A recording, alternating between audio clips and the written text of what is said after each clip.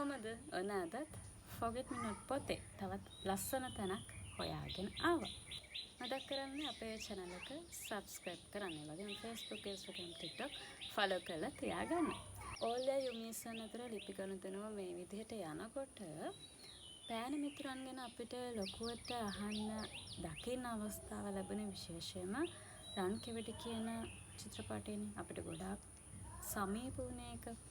ඉතින් පෑන මිතුරන් විදිහට යුමිසන් ඕල්යා තමන්ගේ හිතේ තියෙන දේවල් හැමදේම බෙදා හදා ගන්නවා, ප්‍රශ්න වලට උත්තර හොයා ගන්නවා. මේ විදිහට යනකොට අපි මේ ලිපි කියවගෙන යනකොට තව දුරටත් අපිට හිතෙනවා මේගේ මානසික සුවතාවයත් මේකෙන් සිද්ධ වෙනවා කියලා. කියන්නේ තවත් කෙනෙකුගේ මානසික ප්‍රශ්නයක් අනෙක් කෙනාට යොමු කරාම එයාගෙන් ලැබෙන පිළිතුරත් එක්ක අපිට පුළුවන් මනස ශක්තිමත් කරගන්න. මොකද අපිව ශක්තිමත් කරන්න එයාගෙන් ලැබෙන ඒ වචනෙන් ලැබෙන වටිනාකම කියලා නිම කරන්න බෑ.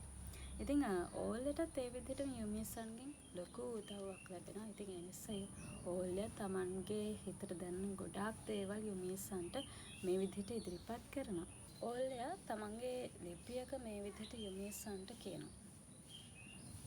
යුමිසන්, මම අන්තිමේ දෙයක් තේරුම් ගත්තා. අපි සදාකාලිකව කරන්නේ සතුටු වෙන දේවල් එකතු කරන එක. අපි සතුටු වෙන එක හෙටට කල් දානවා.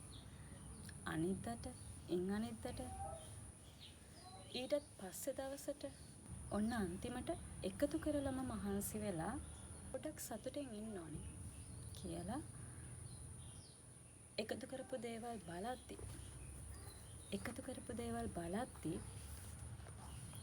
ඒවා පරණ වෙලා දිරලා පුස්කාලා බොඳ වෙලා පැහැදිලිව මටත් උනේ ඒකයි. මිනිස්සුන්ගේ ස්වභාවය ඉදිරිපත් කරන තවත් එක් විදිහක්. ඇත්තටම අපි අද දවසේ සතුටින් ඉන්නවද? ඒකයි ප්‍රශ්නය. පිළිතුර ඔයගලන් ගාව තියෙනවා. ඉතින් මේ ගැන අදහස් වලට ඉදිරිපත් කරන්න පුළුවන් අපේ මේ වීඩියෝ එකේ comment section එකේ. හරි. එතකොට තව දෙයක් එකතු වෙනවා. පොඩ්ඩක් කොහොම ඉන්න. අපි ලෝකය ගැන කොයි විදිහටද හිතන්නේ?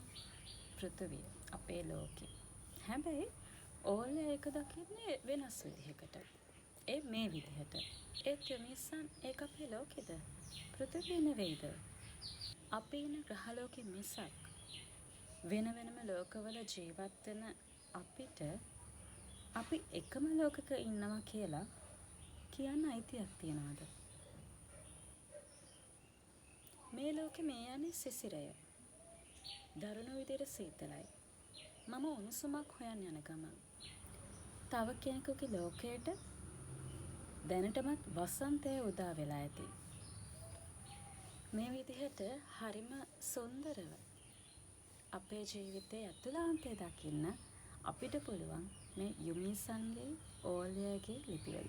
ඉතින් කියවන්න forget me not. අමතක කරන්න එපා. comment section එකේ තොරතුරු අදහස් බෙදා ගන්න අවස්ථාව තියෙනවා. ඒ වගේම ඔයාලා කැමති පොතත් සඳහන් කරන්න අවස්ථාව තියෙනවා. එහෙනම් අදට යනවා මේ පොත් ගොල්ලේ.